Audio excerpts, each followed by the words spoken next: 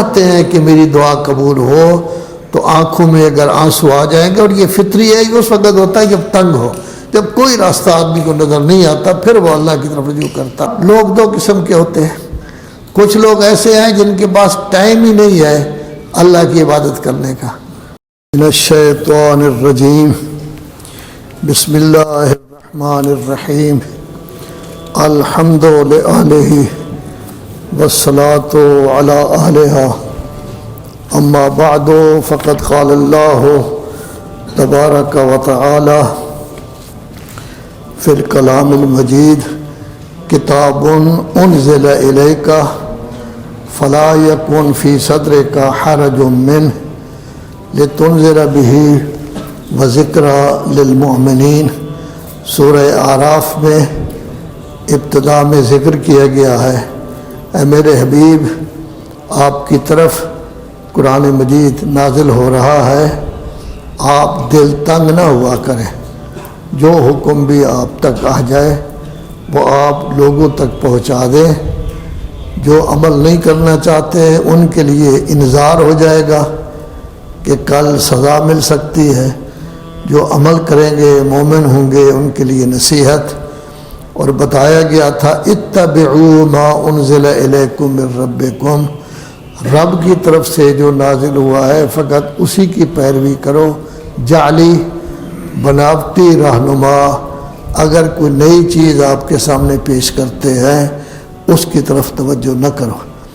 اب سورہ اعراف کا آخر ہے، اس میں پھر قرآن مجید کا ذکر ہو رہا ہے کہ اذا قرئ القرآن، جب قرآن مجید آپ کے سامنے پڑھا جائے، فاستمعوا، سمع کا مطلب ہوتا ہے سنو، استماع کا مطلب یہ ہوتا ہے پوری توجہ سے سنو، وانصتوا، اور مکمل خاموش ہو جاؤ، توجہ کے ساتھ سنو، سمجھو، اس پر عمل کرو، لعلکم ترحمون، تاکہ تم اللہ کی رحمت کے قابل بن سکو۔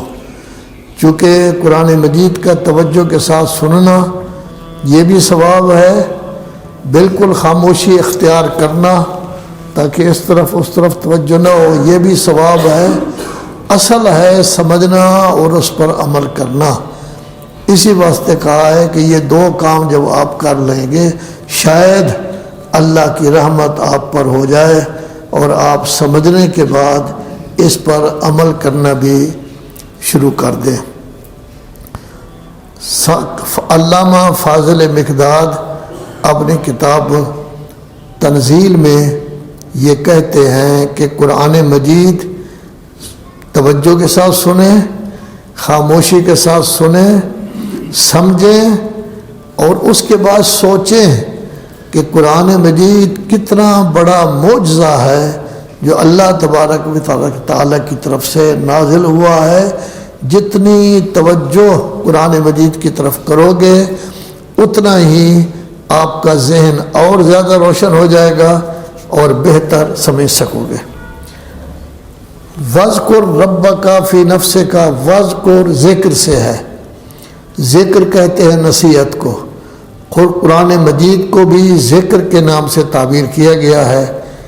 یہ ذکر اور ذکر کے جو مشتقات ہیں وہ تقریباً 392 ہیں، لیکن ادکر یہ بھی اگر شامل کر لیں تو 336 دفعہ گویا نصیحت کا ذکر قرآن مجید میں آیا ہے۔ رب کا تذکرہ قرآن مجید میں 980 دفعہ آیا ہے، لفظ رب کا۔ فی نفس کا، نفس، یہ نفس جو ہے اس کا تذکرہ قرآن مجید میں 327 دفعہ آیا ہے۔ جس وقت آپ بارگاہ رب العزت میں اپنی دعا پیش کر رہے ہیں تضرع جاری ہونی چاہیے، آپ کی آنکھوں سے آنسو ہونے چاہیے۔ اگر آپ تنگ ہیں، پریشان ہیں، چاہتے ہیں کہ میری دعا قبول ہو تو آنکھوں میں اگر آنسو آ جائیں گے، اور یہ فطری ہے، یہ اس وقت ہوتا ہے جب تنگ ہو، جب کوئی راستہ آدمی کو نظر نہیں آتا، پھر وہ اللہ کی طرف رجوع کرتا ہے۔ یہ لفظ تضرع ضاد کے ساتھ عین، یہ قرآن مجید میں 8 دفعہ آیا ہے۔ وخیفہ، خیفہ خوف، ہمیشہ امید بھی رکھیں رب سے اور دل میں خوف بھی ہو۔ امید رکھیں کہ اللہ تبارک و تعالی ہر قسم کا گناہ بخش دیتا ہے، یہ خوف رکھیں ہو سکتا ہے میرا گناہ نہ بخشا جائے، کیونکہ گناہ سے جب توبہ کرتا ہے آدمی تو توبہ بھی دو قسم کی ہوتی ہے، یا اللہ توبہ 1000 بار توبہ، اس سے توبہ قبول نہیں ہوتی۔ آیا دل کی گہرائی سے یہ توبہ کر رہا ہے یا نہیں؟ پہلے بھی گزرا ہے اس میں سورہ انفال میں کہ 3 آدمی جنگ کے لیے نہیں گئے تھے، تبوک کی جنگ میں، تو جب رسول اللہ تشریف لے آئے واپس، یہ انتہائی سخت ترین جنگ تھی جس میں 5-6 لیڈر جو ہیں جعفر طیار سمیت وہاں شہید ہوئے ہیں۔ جنگ بھی نہیں ہوئی، تھوڑی سی جنگ ہوئی ہے معمولی۔ تو اب یہ 3 آدمی نہیں گئے تھے، یہ حضور کی خدمت میں آئے، لیکن ان کا اصل خیال کیا تھا؟ جان بوجھ کر نہیں گئے تھے، اب کوئی نہ کوئی بہانہ کرنا ہوگا انہوں نے۔ حضور نے ان سے منہ موڑ لیا، ظاہر جب منہ موڑ لیا تو وہ دوسری طرف سے آئے، پھر حضرت نے منہ موڑ لیا۔ جب تیسری دفعہ حضرت نے منہ موڑا تو وہ کہنے لگے حضرت ہم سے ناراض ہیں، ہمیں چاہیے کہ اب ہم اکیلے ہو جائیں، سب لوگوں سے اکیلے ہو جائیں اور دعائیں کریں کہ تاکہ حضور ہم سے راضی ہو جائیں۔ اکیلے ہوئے، پھر 2-3 دن کے بعد سوچا 3 آدمی ہم بیٹھے ہیں، گپ شپ بھی کر رہے ہیں، رونق ہے، کوئی اکیلے تو نہیں ہے نا، اصل ہمیں چاہیے اکیلے اکیلے ایک ہو جائے۔ کوئی کسی طرف چلا گیا، کوئی کسی طرف چلا گیا، انہوں نے اتنا رونا گریا کرنا شروع کر دیا۔ پتے کھا لیتے تھے، پانی تو مل جاتا تھا، پتے کھا لیتے تھے، پانی پی لیتے تھے اور گریا ازاری۔ تو اللہ تبارک و تعالیٰ کا حکم ہوا جاؤ میرے بندوں کو جا کے وہاں سے بلا کے لاؤ۔ یہ ہوتی ہے اصل میں دعا کہ آدمی اس وقت سمجھتا ہے میرا کوئی نہیں، میں ہر طرف سے دھتکارا ہوا ہوں، کوئی میری اس بیماری کو ٹھیک نہیں کر سکتا۔ اس وقت اگر انسان کی آنکھوں سے آنسو آ جائیں اور وہ پریشانی کی حالت میں کرے تب دعا قبول کرتا ہے، صرف طلب کرنے سے اللہ تبارک و تعالیٰ دعا قبول نہیں کرتا۔ تو خوف بھی ہونا چاہیے کہ ہو سکتا ہے قبول نہ کرو۔ دنیا 154 دفعہ ہے الجہر، ایک ہوتا ہے اخفات، ایک ہوتا ہے جہر، جیسے قرآن مجید میں ہے وَلَا تَجْهَرْ بِصَلَاتِكَ، کہ اپنی نماز کو اتنا اونچا نہ کرو کہ شور شرابہ ہو۔ جیسے آپ کے حضرات بعض اوقات یہ سپیکر آپ کا اتنا تیز کر دیتے ہیں کہ وہ مدرسے میں کمروں میں بھی جگہ آواز جا رہی ہوتی ہے کہ مولانا نماز پڑھا رہے ہیں۔ یہ جہر قرآن مجید میں 6 دفعہ آیا ہے۔ قول کا لفظ یہ قرآن مجید میں 1379 دفعہ آیا ہے۔ بالغدو صبح کا ٹائم 17 دفعہ، آصال اصیل سے یہ ہے مغرب سے کچھ پہلے اور عصر کے بعد، یہ لفظ 10 دفعہ ہے۔ لا تکن کانا یکون و کون 1450 دفعہ۔ غافلین غفلت یہ قرآن مجید میں کم از کم 35 دفعہ یہ لفظ قرآن مجید میں آیا ہے۔ عندہ کا لفظ قرآن مجید میں 2 دفعہ آیا ہے۔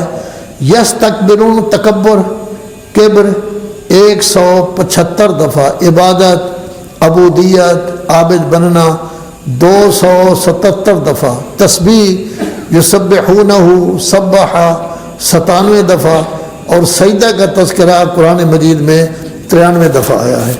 تو اللہ تبارک و تعالیٰ نے ابتدا میں فرمایا تھا کہ قرآن مجید کی طرف جو ہے جو نازل ہو رہا ہے اس پر عمل کریں، اور آخر میں فرمایا جا رہا ہے کہ جب قرآن مجید پڑھا جائے تو بالکل خاموش ہو جائیں، پوری توجہ کے ساتھ سنیں، شاید آپ پر اللہ کی رحمت ہو۔ وَاذْكُرْ رَبَّكَ فِي نَفْسِكَ، جب کوئی تکلیف ہو دل میں اپنے رب کا تذکرہ کریں، تضرعاً تضرع زاری گریہ وزاری ہو، وخیفہ اور خوف بھی ہو، ودون الجہر من القول، آرام آرام سے اللہ تبارک و تعالیٰ کے دربار میں اپنا مسئلہ پیش کریں، صبح بھی اپنے لیے دعا کریں، شام مغرب سے پہلے بھی دعا کریں۔ ولا تکون من الغافلین، غافلوں میں سے نہ ہو جا۔ اصل میں انسان جب وقت گزرتا ہے اپنے کاموں میں مشغول ہو جاتا ہے، کام تو انسان کو کافی زیادہ ہوتے ہیں، تو اس واسطے اس پر غفلت کا پردہ آ جاتا ہے، نہ وہ یہ سوچتا ہے کہ اللہ ہے، میں نے اس کے احکام پر عمل کرنا ہے۔ نماز کے وقت آ جاتا ہے، باقی جتنے کام ہیں وہ جیسے اس کی مرضی ہے وہ کرتا رہتا ہے۔ کیونکہ ایک آدمی چوری کرتا تھا، کسی نے کہا یہ کیا کرتے ہو؟ کہنے لگے چوری میرا کام ہے، نماز اللہ کا حکم ہے، میں ادا کرتا ہوں۔ تو اب چوری اور نماز یہ دونوں اکٹھے تو نہیں ہو سکتے۔ ان الصلاۃ تنہا عن الفحشاء والمنکر، نماز وہی قبول ہوتی ہے جو انسان کو غلطیوں سے بچائے۔ اگر ہم چوری کر رہے ہیں تو پھر نماز تو قبول نہیں ہوتی۔ ایک انسان رشوت بھی کھاتا ہے، ھذا من فضل ربی، اور بڑا زبردست نمازی ہے، تہجد گزار ہے، اس کی نماز نے اس کو کوئی فائدہ نہیں پہنچایا۔ ایک آدمی ساری دنیا کا مال لوٹ کے امیر بن گیا ہے، اب وہ غریب فقیروں کی مدد بھی کرتا ہے۔ تو دو کام اکٹھے نہیں ہو سکتے، کام خلوص کے ساتھ ہونا چاہیے، صحیح مال کے ساتھ ہو تو تب اللہ قبول کرتا ہے، وگرنہ نہیں۔ اب لوگ دو قسم کے ہوتے ہیں، کچھ لوگ ایسے ہیں جن کے پاس ٹائم ہی نہیں ہے اللہ کی عبادت کرنے کا۔ مثلا پرانے زمانے میں ہوتا تھا، اب بھی ہے، آپ دیہاتوں میں چلے جائیں، بہت بڑے بڑے ڈیرے لوگوں کے، کبھی دارا کہتے ہیں، کبھی ڈیرا کہتے ہیں، 100 مربع زمین ہے، 120 مربع زمین ہے، 130 مربع۔ بچپنے میں ہم دیکھتے تھے کہ ان کے ہاں ماہ رمضان آتا ہی نہیں تھا، ماہ رمضان غیر ماہ رمضان کوئی فرق نہیں، ہر وقت کھا پی رہے ہیں۔ گویا وہ یہ سمجھتے ہیں کہ ہمارے پاس پیسہ موجود ہے، دولت موجود ہے، صحت موجود ہے، کمی تو نہیں ہے،